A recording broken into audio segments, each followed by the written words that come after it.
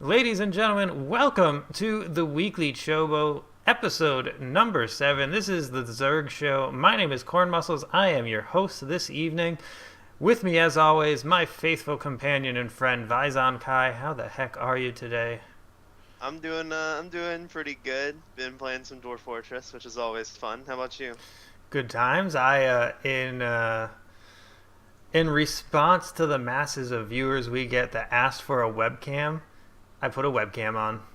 Oh, We really? we I have a see you did. webcam. Yeah, we did. Oh man, what's good? Yeah, they wanted a webcam. They got chair cam with Waffles and Ella, who are currently asleep on the chair. Huh, guys? Yeah, but you guys look so cute. They're I my actually have to turn the stream on this time because I need to see this. they're my two they're my two dogs. Our special guest for this episode, the Zerg Show. We have two great Zergs for you. We have Mashu from Team UR, one of their Diamond Zergs. How are you, Mashu? Doing pretty good. You might know Mashu better as Barcode. Uh, we'll have to ask about why the barcode. And from Team CT6, we have San. Did I seriously mistype that as Boz? Oh, shoot me in the face. I can't get these things right ever. Nice one, Corn. And somebody dropped off. And it's Sandbox from CT6. How are you doing today, Sandbox? Very good. Happy to be on the show. No, And we're happy to have you. thank you. Don't let the messed up X's fool you. All right. I'm trying to fix it with a stupid little overlay right now. Sand box. All right. So without further ado, let's talk about the last week's games. Vizon, are you ready for us? Vizon? He dropped from call. Viz.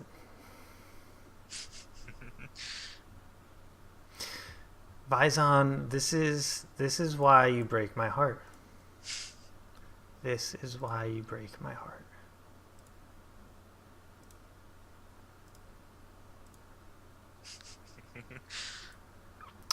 So,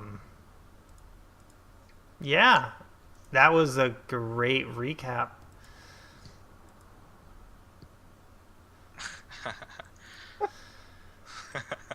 He'll be back momentarily, I'm sure. The joys of Skype here and Vizon's crappy internet. Oh no. Apparently, this is R.I.P. in peace, Vizon. R.I.P. Vizon. All right, so I guess we'll have to do that a little bit later on. Oh, great. What? What?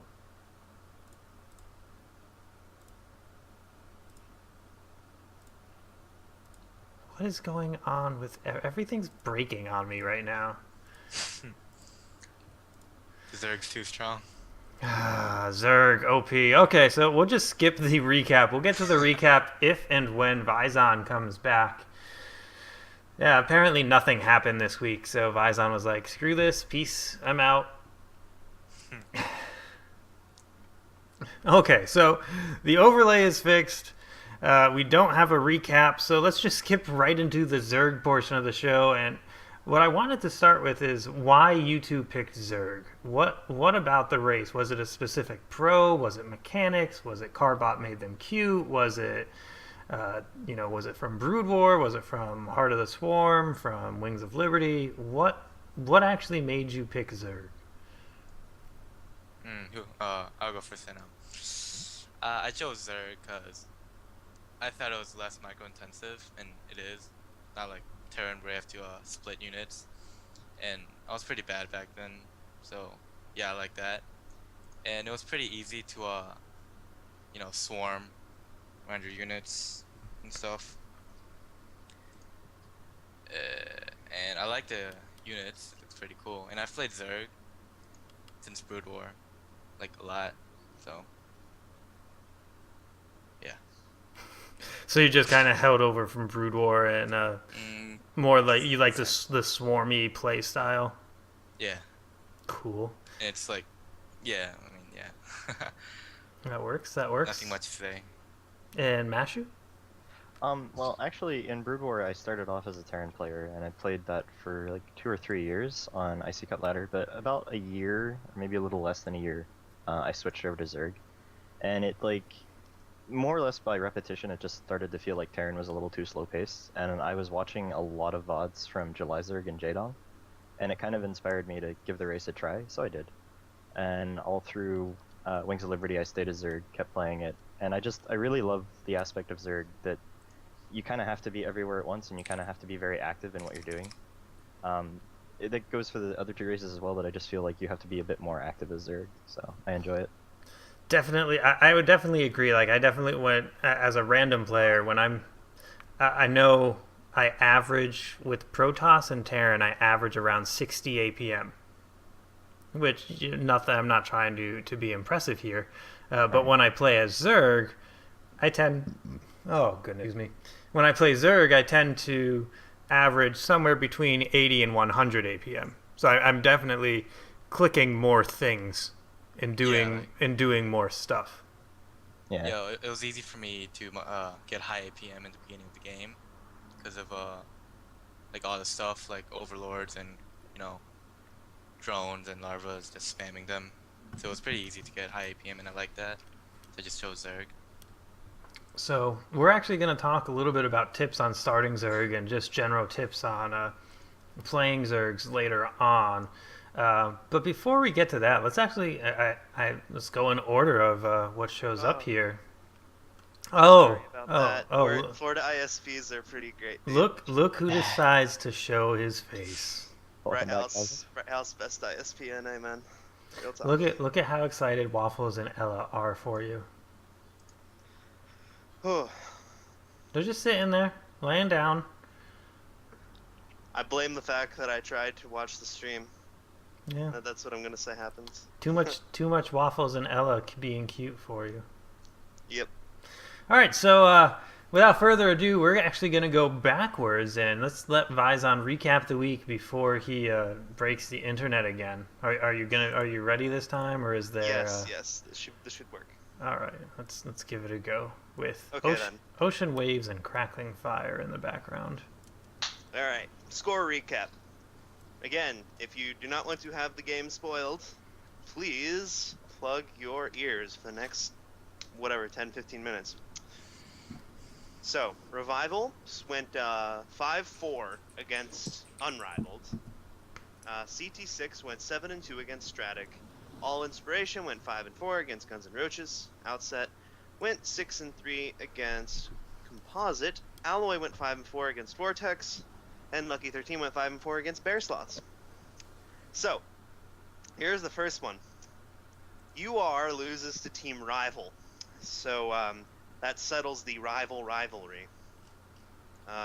Hopefully, you guys get another match in the playoffs, but, UR's chances to get into the playoffs are kind of looking more and more grim every week, since this loss takes you guys down to 1-4. Still, the mid-season turnarounds we expect for our reigning champions is more than possible at this point. There are still 6, I think, weeks remaining. So, if you win every one, it'll put you at 5-4, which will hopefully be enough. Or not 5-4, 7-4, because I can't add, apparently. 1 plus 6 happens to be 7. So, meanwhile, Rival continues their ascension from the bottom of the league. They've decreased their losing margin every week, except in week 4, and then they eventually started to get some wins. So it's good to see a team that started the season off in a poor way start a comeback. And hopefully that can be an inspiration to some of the other lower ranked teams as well, that even though, we're now in the middle of the season, there is still plenty of time to claw your way out, even for the last place teams. I'm going to quickly summarize CT6's dispatching of Stratic, which leaves yet another victim in the wake of CT6's unexpected, at least by me, rise to the top. That makes them 5-0 with a plus 23 map score. And they're starting to look unbeatable. And, something about talking big and delivering is going to go here in this part because I do that every week. And This is an unfortunate turn of events for Stratic, of course, who would have claimed the second place spot had they gotten a victory. As it is, though, they are 3-2 with a fairly low map score, sitting in 5th place. Guns N' Roaches and All Inspiration, they played a really close match. That was a 5-4 match, so yet another one of those, with Guns N' Roaches losing 4-5 against All Inspiration. This was also my former teammate Smithy's first game on his new team, which was a loss to the Dominator. I'm going to give some shout-outs, of course, to the Dragon Reborn Randall Thor, who got his win. And I noticed on Liquipedia they don't have a flag for Randall Thor, so I'm going to assume that's because they don't have a graphic for the Red Eagle of Manetherin. So, if you got those references, I like you. This loss, of course, didn't have too much of an effect on Guns N' Roaches. They weren't going to catch up to CT6 either way, and they're still in second place. However, All Inspiration uses the win to get ahead of its fellows in the bottom half of the league. So they're now tied in match score at 3-2 with 5 other teams. So that is a 6-team tie at the match score of 3-2. Of course, it's not really a tie because of map score, but in terms of match score, everyone's tied there. That tie is going to make the coming weeks more critical than ever for each of those teams, hoping to secure themselves a spot in the playoffs during these last 6 weeks. What's next? Outset versus Composite, which continues Composite's losing streak and gives Outset their first win of the season. So, congrats to Outset. You are proving me right slowly. Keep winning, please. Please. Thank you. So that puts them one step closer to edging out of last place and puts Composite ever closer to getting into last place. Isn't that fun? So with the -10 map score, as opposed to UR and Comp's -8, all it's going to take Outset is one clean win to push themselves towards the middle of the league. And if they start winning in the second half, it's not inconceivable for them to get into the playoffs. Alloy takes another close win, ending with a 5-4 score over Vortex. That, unfortunately, pulls Vortex down into a negative map score by just 1. So, if it had been a 4-5 win for them, they would be at +0.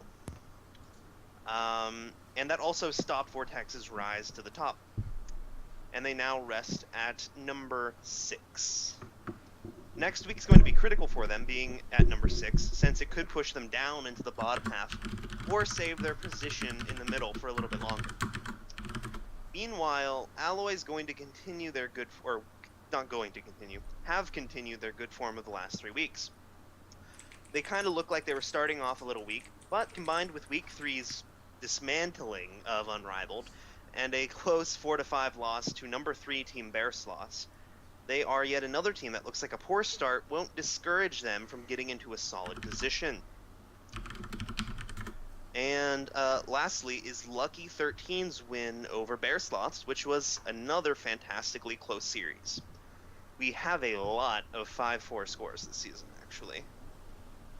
Anyway, this match didn't actually affect Bear Sloths that much.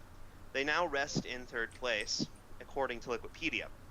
Though from my understanding, head-to-head against Lucky 13 should put them in 4th behind Lucky 13. Since Lucky 13 now ties them in map score, and yeah.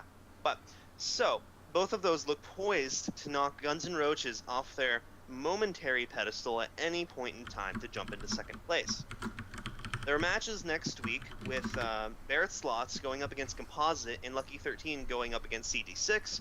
Determines a lot, because these two teams are basically tied. You know, the head-to-head makes things a little different, but essentially they are tied. So, if they both win, I guess they'll stay there, but if one of them wins, one of them loses, things could look a little different. Since, you know, obviously the team that wins will remain at the top, and the team that loses will start falling down towards the or towards the middle, I guess. Yeah, and so, congratulations, of course, to Lucky 13, Bear Sloths, and all of the other teams in the league, actually, because guess what happened this week? Guess what happened? We had 0 walkovers, according to Wikipedia. And I hope I'm not wrong, because I'm pretty hype about having no walkovers this time around. And I would like to imagine my constant harping during all these recaps about, walkovers has gotten everyone in order, but my guess is that it's actually probably more like team captains figured out who among their new players was and was not committed. And that would be all 6 matches this week. So that will be the end of Vizen's recap of week 5. You know what I just realized? What? I didn't make fun of you during that entire recap. I know, no one talked at all. I was actually thinking that, I had disconnected again, and I was just talking to myself. I'm like, oh yeah, I'm rehearsing. Oh, we have a lever. We have a runaway. One of the dogs has left. Oh my goodness. Ella has left the chair, and Waffles is confused.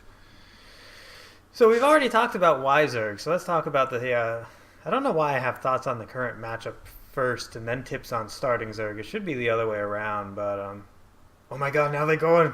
Oh, the 20-second delay, and I get to watch it happen again. So awesome. So let's talk about current matchups. Let's start with the easiest matchup to talk about, Zerg versus Zerg. What do you guys think about what's going on with the current mirror match? Is it still just the same Ling Bling wars in the beginning into someone goes Roach's Hydra, somebody else goes Muta. If somebody gets a Muta ball higher than your Muta ball, they win. It's pretty much stayed the same all throughout, wall and hots. I mean, there's been minor meta changes when hot started, but it was only because of Muta regen and a few buffs to Hydra speed and stuff. But for the most part, it's pretty much the same. I have noticed a lot of people 10 pulling and 8 pulling more often, but I think that's just because of people watching Pro League. And what about you, Sandbox? Do you feel the same way? Yeah, like he said. I think the only change in Zerg versus Zerg is the fast regen. Nothing else changed, to be honest. And yeah, the early games are pretty much the same. 14 gas, 14 pool, or 15 hatch, 17 gas, 16 pool, or just 10 pool. I mean, nothing changed, to be honest. So the other question I have is, I personally haven't seen as much in the way of infestors recently in the pro scene. Can you think of a reason for that, or are they just a little bit weaker now over the Muta option? I think it's because of the delay of the fungal, because of the nerf of the fungal, you have to wait and have to calculate where your units will go, and I think that kind of affected less infestor uses. It's kind of difficult to explain in some ways, but for the most part, the reason why infestors got phased out is because they're unreliable now. And it's not necessarily because of the change to fungal, it's more or less the change to how people play the game now.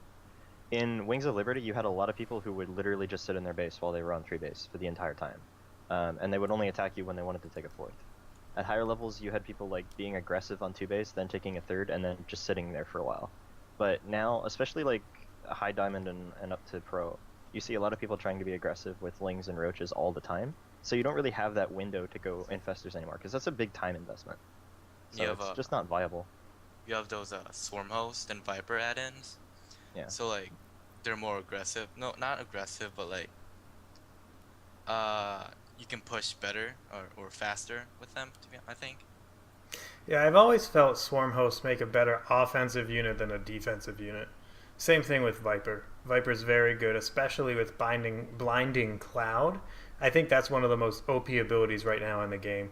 Blinding Cloud can really decimate some, tank lines or some early stalker attacks. Well, not early stalker attacks, because you wouldn't have a Viper early, but... Stalker attacks? Just regular stalker attacks? Yeah, stalker attacks if you have a lot of stalkers in the late game. But that's talking about different matchups. Gosh, Corn, you're getting off schedule, man. I'm cheating. I'm cheating on my own show. So which matchup do you want to talk about next, Vizon? let's talk about ZVT, which is the best matchup in the game. Let's go with that. That bias. Yes. Well, I don't really know how that's biased, but yes, it is the best matchup in the game, so let's go. Tell us why ZVT is the best matchup. Why is ZVT the best matchup? Okay. No, I You was want me to tell you? no. I want you to shut up. Oh, okay. I want them to tell us. They're the Zerg players. We're just shitty silver randoms It's true. who were formerly plat. We used to be kind of good. All right, go for it. Let's have Sandbox start this time. All right. Excellent thoughts from Sandbox, Mishu. No, I'm just kidding. ZVT. It's not my best matchup, but I like it. Because you're not using enough Vipers and Blinding Clouds. I never used Viper as a Storm host, but like with the new Muta upgrade with the fast regen, I think it got easier it got easier in CVT, and with the Storm host, it can kind of counter mech. Okay. Like with Storm host, I think it's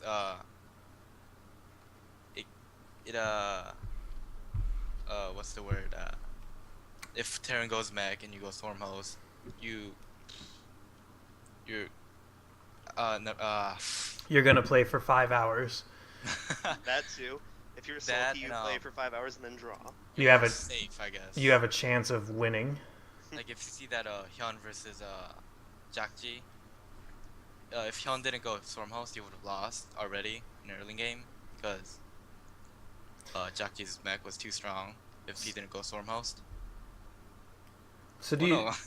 do you think that in Wings of Liberty, really, a good mech versus Zerg play was nearly impossible for the Zerg player to break? Well, not impossible. Well, not impossible, but like it was hard for Zerg. It was a lot harder. Yeah. Whereas now with the Swarm host unit, you have a way of countering the tanks and whatnot. Do you think swarm hosts can be used to any effect against bio? I do, but that's me. I don't think so. I mean, he can just avoid it with Medivacs and I mean, you can just use Medivacs and kind of avoid it and kind of, I don't know, like easily snipe off the Swarm host. Because Marines have higher DPS. It's a risky proposition, but I think sooner or later, and this is again coming from a non-Zerg focused player, but I think sooner or later we're going to see some high-level Zerg players start experimenting with Swarm host versus bio, and I think we might see some interesting games come out of that. So, what about you, Mishu? On ZVT, it's interesting. It's a very complex matchup, but it's really fast paced, and I think that's why a lot of people like it and a lot of people claim it's the best matchup because it's really exciting to watch. Whereas, like, unless you're a Zerg player, ZVZ is pretty boring to watch because you either don't really understand it or it kind of looks extremely repetitious, which it is. I love early game ZVZ for the Ling Bling Wars because seeing some of the micro that people do is insane. Yeah. As far as Zerg versus Mech goes, I consider it a totally different matchup entirely. Like, it's kind of annoying to play, and it's just as annoying to watch. So, but yeah.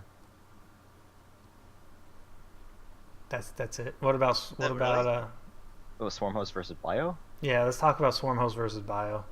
I'm I just don't trying to think fill time with this question.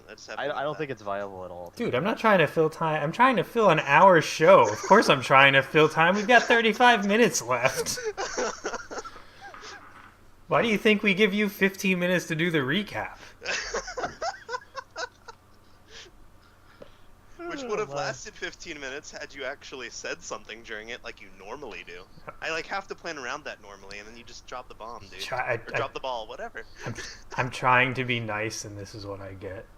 Yes. Okay. Sorry, Mashu. Welcome to the show. We interrupt people all the time. It's all good. So you don't think But- Swarm Host versus Bio will ever be a thing? No, it's. Do you think it's I'm pretty right? much- Do you think I'm right, and why do you think I'm right that sooner or later people will actually experiment with it? Well, the thing is, when HOTS first came out, we did, and it doesn't work. That's why no one does it. It's the problem with it is the fact that as soon as you have Swarm Host against a bio player, they're just going to drop you everywhere and basically base race you without ever having to endanger their base. So you really can't be aggressive because you don't have anti-air. And yeah, you can make spores all around your Swarm Hosts, but that doesn't exactly protect you at home from like a triple medevac drop. So I guess that makes sense. More like dollars, but I still. You're totally just reusing my jokes all the time, man. Come Oh on. yeah, me reusing your jokes.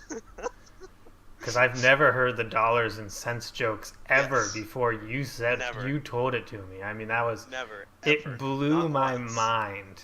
That's because I'm like a comedic genius, my friend. All right. So what about the probably the matchup I hear more people complain about than any other matchup in existence today? ZVP, Zerg versus Protoss. And let's try to do this without any claims of Protoss OP. Protoss OP. GG, moving on.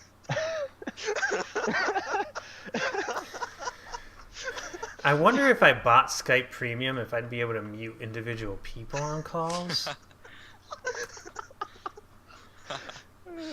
No, in all seriousness, like ZVP nowadays isn't that bad. It was in Wings of Liberty, and there's a lot of leftover hatred, but it's really not that bad nowadays. It's just annoying, but No more Archon toilets. yeah. It's a lot Protoss in general is a gimmicky race. It's designed to be that way, but it's much more manageable in HOTS than it was in Wings of Liberty. Yeah, and I'm a complete idiot too. I'm sitting there saying that ZVP is the one people complain about. I'm confusing that with Terran versus Protoss, which is funny because the Protosses should be complaining about the Terrans, because once Terran starts deciding to use Ghost, everybody that's complaining Protoss win too much is gonna flip, and Terran are gonna be like, "Yeah, Protoss, easy race, huh? EMP, MP, MP, done." In any case, back to Zergs. So Zerg versus Protoss, Sandbox? Alright, TVP, you can ask Boston about that. And Zerg versus Protoss, I don't think it's like I don't think it's imbalanced, or however you said it, because of oh, sorry, mute my mic. I don't know. So let's talk about it a little bit different way in your case then. Yeah. What do you do in Protoss versus Zerg? Roach Hydra. Roach Hydra. And why? Well, I mean, I don't go Ling Mutas because of the splash damage, and like splash damage they can do storms, archons, and Plosses. And Roach Hydra is more armored, or Roach is armored, and Hydra has faster DPS. They can do better damage. And then I transition it into a storm host because it's A 5-hour game. a melee game. Yeah, 5-hour game. Not a melee, ranged. So it'll have Did you know, this is a little known fact. Did you know, without commercials, during one Zerg versus Protoss Swarm Host game, you can watch the entire series of Cheers start to finish? You can watch every season of The Simpsons. Yeah, start to finish during a Swarm Host Colossus game. It's pretty impressive. You should try it sometime. In the length of Sulkian Revival, at least 5 millennia passed. Oh, That's the Pro League game? I took at least 2 naps. I thought it was different games each time. Just kept tying over and over again. Yeah. So that's some pretty nice topics. And now let's actually talk about some of more your actual strategy. Some tips on starting Zerg, as well as what you guys like to do for strategies versus specific races. So let's start with just general tips. So you have a new player. Let's call them a silver random player, for lack of a better starting point. So they know how to play the game. They know a little bit about each race, but nothing really great. They watch a little bit, so they're a knowledgeable player. What would you give them as starting tips for switching to being Zerg as a main race?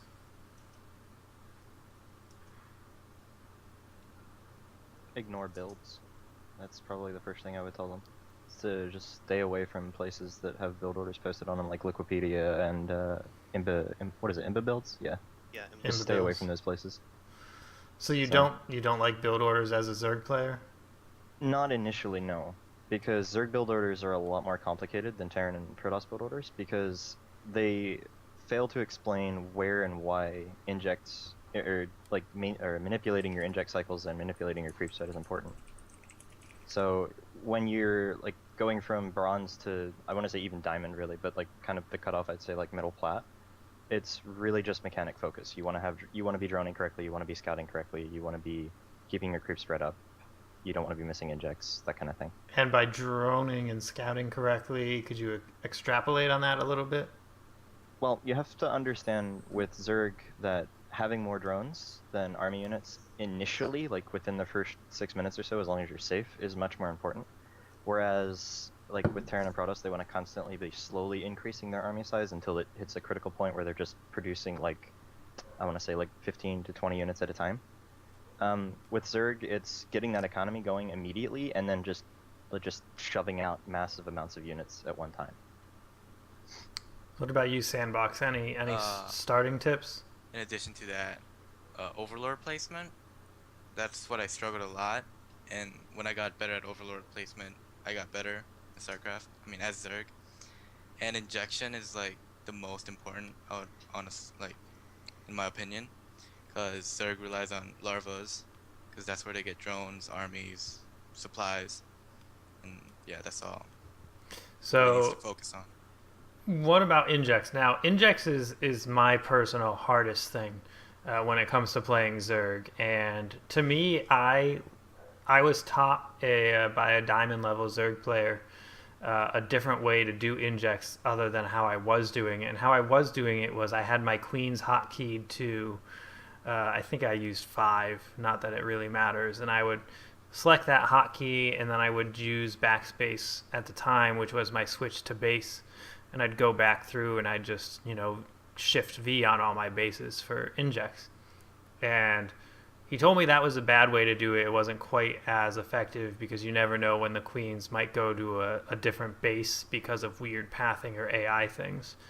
And so what I did was I switched it to I don't hotkey my queens, and what I do now is I just use my next base button, do a box over everything. My queen should be in there, and it will be selected by default, so I can just inject real quick on the base.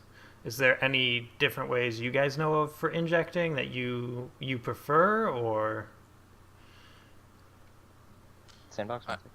I prefer your injection because it's faster, and if you keep practicing on that, you'll eventually get better. Because I do the backspace injection starting last month, I believe, and yeah, it's really reliable. I've actually changed. I now use spacebar for my hop between bases. Yeah, that's the injection. So that helped me a lot. Yeah. For me, I have my queens hotkeyed from 5, 6, 7, and 8. I use 9 and 0 for upgrades. And what I do is I just tap the key to inject. And more or less, it's just comfortable for me because I had the habit of hotkeying all of my hatcheries in Brood War to 5, 6, 7, and 8. Mm-hmm. And then after it got to a certain point, I just used base cameras. So, like, once it gets to the late game, if I've got like 7 queens or 7 hatcheries injecting, then I just use base cameras to do it. So another thing to talk of, people are making fun of you in Sandbox for Zerg rely on larvas. Well, they do. In response to Zerg rely on larvas, can we? I want to extrapolate, and I'm going to see how many times I can use that by the end of the show now. Um, so to extrapolate on that a little bit more, when is a bad time? When is a good time to get an extra hatchery, a macro hatchery, instead of a hatchery that's at minerals? Should I take it or you take it?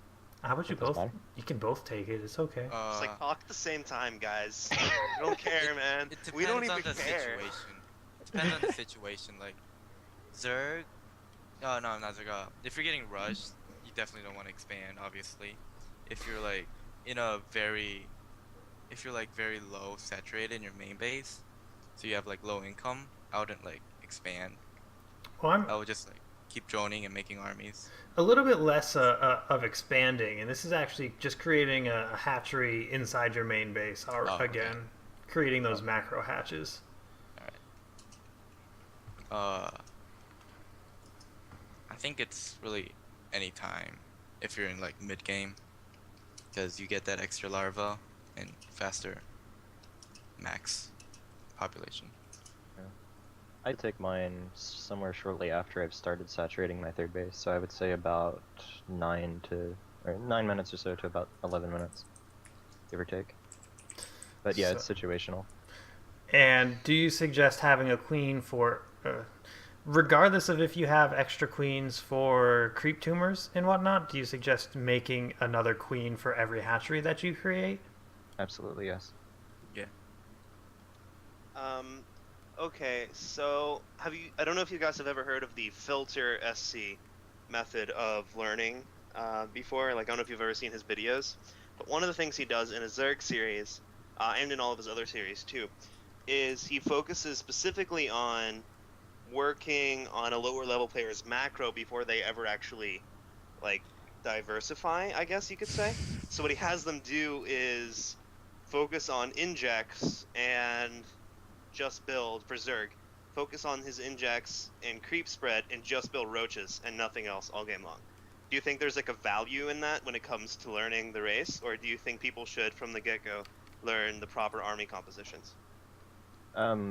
With Zerg, it's actually fundamentally important that you understand and develop an internal timing for injects. You have to basically build the same relationship between you and your queens and inject cycles as you do to like driving a car with the color red.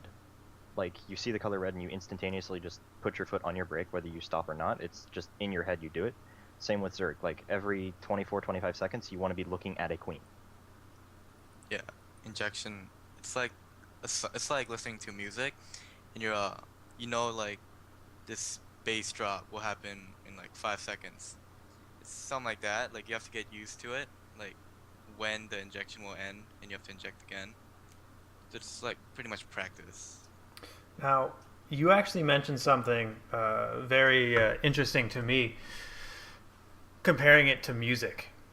I know a lot of people out there have said that listening to music and listening to specific songs while playing a specific race or a specific matchup can actually help them suggest build orders or remember build orders, because they basically think that, oh, when the base drops here, I should have this many of this thing, this many of that thing.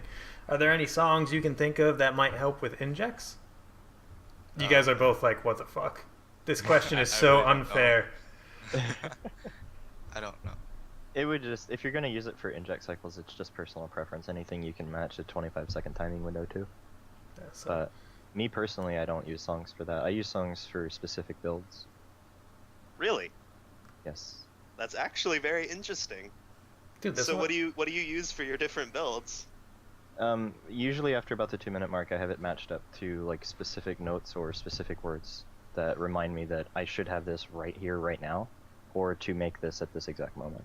And it comes from a problem I had in Brood War where I couldn't learn build orders by number.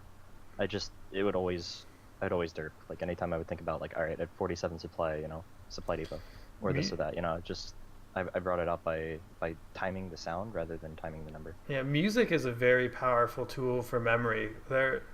Growing up, I always played video games, and I grew up in the days of CDs and CD players, and even cassette tapes to an extent. and I'd buy a new CD, and that would be the only thing you listen to. Or maybe you'd have a 3 disc changer if you were fancy, and you'd listen to one or two CDs, and you'd get a new game and a new CD at the same time, and that CD would always remind you of that game. You know what I mean? Yeah. So music can be a very helpful reminder tool. Um, so a little bit more on starting Zerg. Is there any, if you had to tell, I know you said you don't like build orders, but if you had to give somebody one specific thing, like just you want to work on Zerg, work on your mechanics, and do this build every time, always to start, is there any like one default, kind of safe starting build that's a pretty good one to go with? No. Considering the lower leagues are mostly cheese, there isn't necessarily a safe build. It's kind of a gamble, but I would say hatch gas pool into like some kind of 1-1 timing, either with Zerglings or Roaches, is probably one of the quicker ones you can learn. It's also a bit more consistent, whereas the other builds are deliberately dynamic based on what you scout. So just some kind of hatch gas pool variant into 1-1, I would say, would be your best bet. When I was bronze, silver, I would just do 14 gas, 14 pool all in, and when I get like you'll get the idea like how to micro lings, because you're gonna constantly work with lings until you get promoted to gold. And when I got promoted to gold, I started like trying to macro with 15 hatch and 15 pool and 17 gas, and that kind of improved my macro. And then when I got to higher gold, I started taking early third, which is being greedy. And yeah. So we did mention Mashu. I think mentioned something about cheese. So what is your favorite cheese build for Zerg? Which personally I think is the least cheesy race. Um, but what is your favorite cheese, or not necessarily cheese, but let's call it all out aggression build? To be honest, I'm not a very cheesy Zerg, so that's kind of a difficult question to answer. So just say six pool and take the easy way out. Well, I will pick one. In Wings of Liberty, there was a variation of a 10 pull all in that I believe Nesty came up with and used a lot, and then Lenok like made it really popular, where you pull, what is it, 7 drones I think, because you'll have 11 at the time. You pull 7 drones, make 2 spines, and then just reinforce with lings. And it used to be really dirty on ladder, but now it's really easy to defend because people know what it is and kind of what to do against it. Sandbox? Would all in can all in work? All What in what all in or cheese is your favorite? 14 gas, 14 pool. So speedling rush, pretty much. Yeah. No love for the Ultralisk dropper ass. All in. No. Must be what you're reminded of that. I've never seen that build, Vizon. You've never heard of Ultralisk dropper ass. Nope. I am actually slightly disappointed in you right now. Like, you don't know which. You take like 5 overlords, but only like 2 of them have Ultralisks in it, and then you pick them up into different overlords, and they don't know which overlord the Ultralisk is in. So you pick up drop micro with overlords. It's genius, dude. Like, you don't even know, okay? Obviously, I don't know because I've never heard of it And before. they do like a little bit of AOE damage. So sometimes you'll kill like 2 workers at the same time, so it's efficient. All right, so thank you very much for the tips on Zerg. This is a round where we normally switch into question and answers. So we have one question and answer right now, which is actually a little bit harder if you're a newer player in CTL. But what's your CTL dream team? And they're saying about 2 bronze, 2 silver, 3 gold, 2 plat, 2 diamond, 1 ace. So instead of that, let's just talk about the levels. So if you had to pick one bronze player to play your games, and I'm actually going to say bronze silver because that's now more of the standard. Who would your bronze silver player be? Who would you want to play for you? Hmm. I'll start to give you guys some time. There was a former composite silver player by the name of Cello Wiz.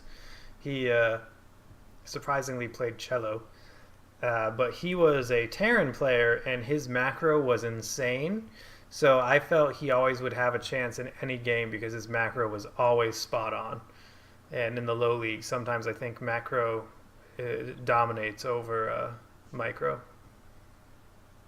Okay, I'm gonna go with the I don't remember if he's bronze or silver player Fish, because whenever I think he's pretty good at the league format, because whenever I played against him, he Reaper all-ins me, and I was not expecting that because no one Reaper all-ins ever.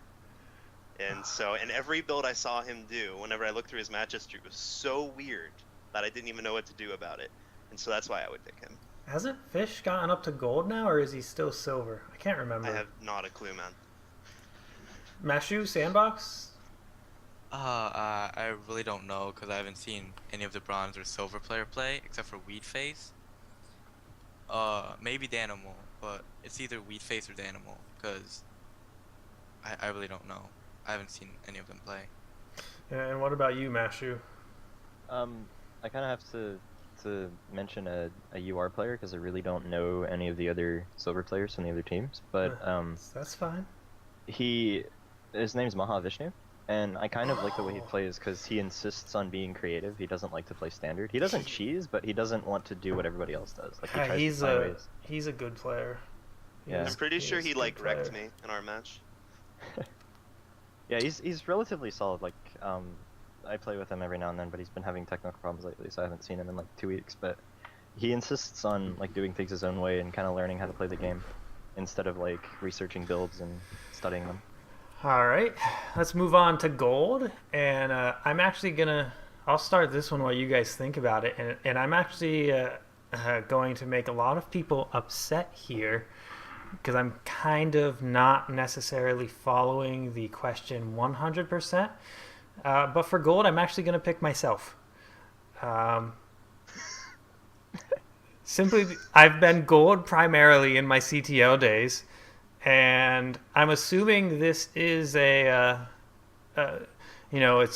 have to win, and you always need somebody who's going to cheese. So I would either pick myself or Vespasian, because you always need that one player who's just going to do something so insanely stupid that it just might work.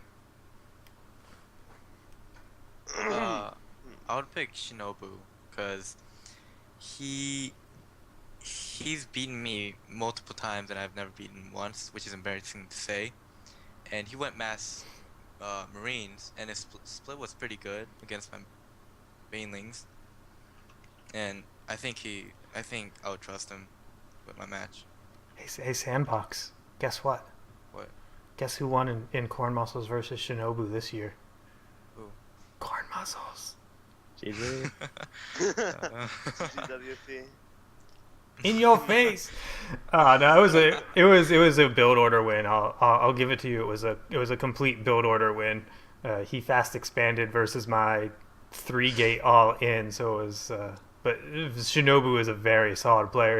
If I didn't take him down and he almost held, he was 2 seconds away from getting a bunker up and holding. And if that thing got up, I was just GGing, getting the heck out of there. I'm going to pick a fellow compy in Invincible because I think he's really good. He used to be platinum, I believe, and now he is in gold. But I feel like his game knowledge is really, really good, even if sometimes he makes some mechanical mistakes. And I think the game knowledge part is vital in CTL. So I would pick Invincible. Vital's a diamond player. I said Invincible. Yeah, but you said something is vital, and I was making a joke. Oh, you're making a joke. You're funny. Oh, wow. Good job. Corn muscle jokes confirmed over Vizon's head. Vizon, are you short? What about you, Mashu? Again, I kind of have to go with a Team UR player because I don't really know any of the other like Because you lower are league OP, players. blah blah blah. No, I mean like I really Just just just don't know give any us of the just other give us a players. name.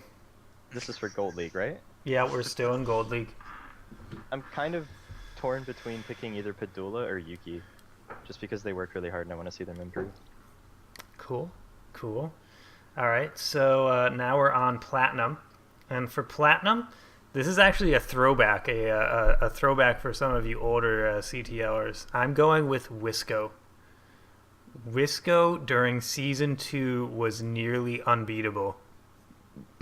Excuse me. He was a team composite player, so I knew him a little bit more. But you could not beat that guy in a PVT. He would just wreck Terrans. It was hilarious. He had this void.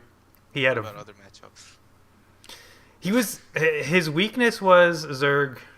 His weakness was Zerg, but he was strong in all matchups. He was a very strong player. Sorry, plastic wrap. No one hears it. So loud. Faizan, what about you?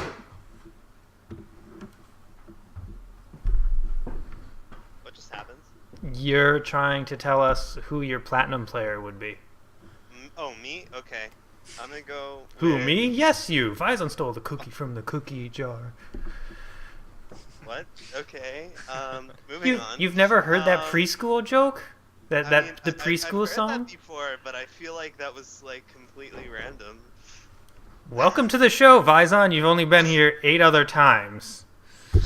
Isn't this the 8th episode, making it 7 other times? Yes, but who's counting? Points don't You, matter. Clearly. Okay, I'm gonna go with CT6's player Ray. Because every time I've seen him play, he looks really solid. And I'm pretty sure in the all-kill match versus CT6, Ray was the one who stopped my winning streak. So I'm gonna go with him. Yeah, after recovering from losing his lunch. Yes, actually, you're right. Mashu? I'm I gonna don't pick know if somebody he's- from UR, blah blah blah. Okay, go ahead. No, I'm actually Heart I'm attack. trying to find him, but he was a platinum player for Guns N' Roses last season, and he actually like beat me really really bad on Belshir, but I can't remember his name. It was it's gonna drive me nuts. I'm like still trying to find it. But yeah, it was a Guns N' Roses player from last season. So. So the unknown mystery player and Sandbox. How about yourself? I would definitely say Boss Terran. I mean, he's helped me through Zerg a lot, even though he's not a Zerg player. His knowledge about StarCraft is insane. Like, he's still plat, but he knows so much because of a master friend that's taught him. And despite his like argument about Protoss, I think he's a really good platinum player. And last but not least, we have the diamond players. So who would be your diamond pick? And let's start with Faizan. I think you already know who my diamond pick is. I'm pretty sure you already know. That's why I'm picking you first, so that you can Oh, say okay. flubs and get over it. So Flubs is like literally the best diamond player ever. There's like no other option at all. Flubs is so good. I don't even know if he's even lost in the league yet. How good is he?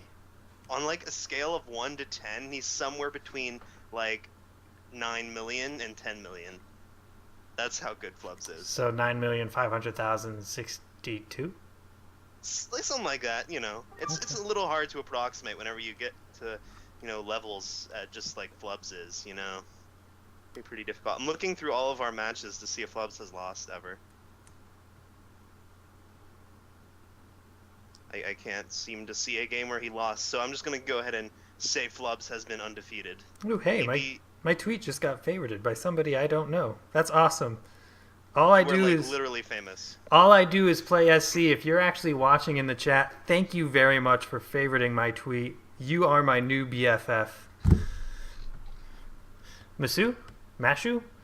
Barcode? For Diamond, I would be picking Entropy from Rival Gaming. He is so good too. That would be my second pick. Yeah, he seems pretty scary. I don't think has he even lost yet. I'm not sure. Now see, this is where I actually say Hey guys, we're picking diamond players right now, not your ace. Oh, well, that makes everything harder. Well, then I'd pick Entropy for my diamond and Flubs for my ace. Mashu, does that change your mind? Knowing you I have to pick an find another ace, diamond player. you have to pick 2 diamond players? I'm just gonna be lazy and pick one from UR and say Doc. Ooh. Vito, did you hear that? He's not picking you. And how about you, Sandbox? This is for your diamond player and your ace player.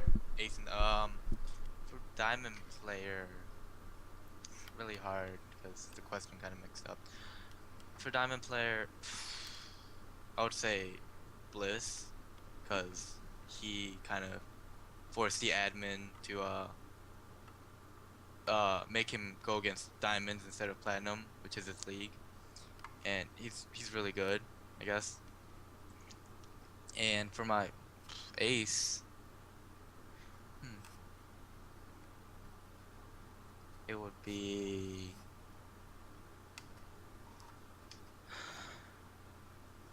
Gulu Heen, is it? I call him Gulu Hend, but that's just me. It's too easy. He's helped me a lot. Just like Boston, he's helped me a lot, and his mechanics really good. He knows a lot of build orders, how to counter most build orders. His micro's good. His macro's good. So, Yeah. very nice. And for me, my diamond player, I would pick Fox, a very strong Terran player. Has hit Masters before, and personally, I think with Fox, if Fox is on his game, you're not beating him. If Fox is on his game in CTO, you're not beating him. And for Ace, I'm actually going with Boz, former admin Boz. He is one of the best Diamond Zergs I have ever seen. And if you've ever seen him stream, look at how good he is when he's commentating his game. And everyone knows when you're commentating your game, you're only putting 75, 80, 90% into your game. So imagine if he got that little extra percent and just focused and played his best. That he's a scary man. Boss is former admin? I thought he was admin. Did I say, I meant to say former UR current admin. Oh. Sorry. Kind of scared me. It's pretty cool. I mean, really cool. What kind of dogs are those? Because it turns out they're not Labradoodles. They're close to Labradoodles. Both are actually poodle mixes. Waffles, who is not giving a fuck, the white one is a poodle mini Lopso Opso mix. So that's the white one. And the brown one, Ella, is a poodle cocker spaniel mix. Are they both females or males? They are both spayed females. They were both rescued from a shelter. That's cool. Thomas J. O'Connor in Springfield, Massachusetts. Support them. They're a really great shelter. They know, between the two of them, they know one trick. Ella knows how to dance. That is cool. If there's, so what about any other questions, or do you guys just want to chalk and I'll see if I can hold the camera and make Ella dance? My dog knows my favorite trick, which is get up, Bowser. And every time, if he's on your lap and you say that, he'll get up and leave. And that is my favorite trick ever. What about favorite pro player? Lifeu! So Sorry, life is amazing. Okay, so while you guys are talking about favorite pro player, I'm gonna run off and get a treat and see if I can't make Ella dance to close out the show. And I'll try to find what second boss Terran's question was. So how about you two? What's your favorite pro?